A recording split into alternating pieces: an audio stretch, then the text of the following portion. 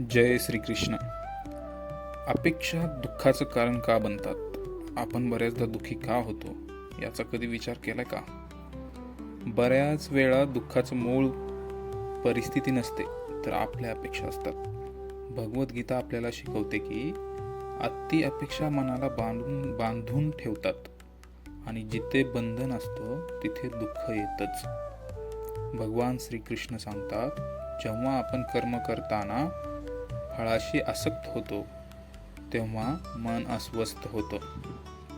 जसं आपण कोणाकडून खूप अपेक्षा ठेवतो आणि त्या पूर्ण नाही झाल्या तेव्हा आपल्याला वेदना होतात.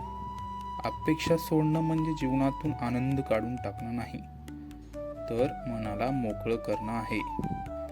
जेव्हा आपण परिणाम ईश्वरावर सोडतो तेव्हा मन हलकं होतं आणि शांती अनुभवायला मिळते. अपेक्षा कमी, प्रयत्नपूर्ण आणि विश्वास मजबूत ठेवा. हीच आहे भगवद्गीतेची सुंदर शिकवण.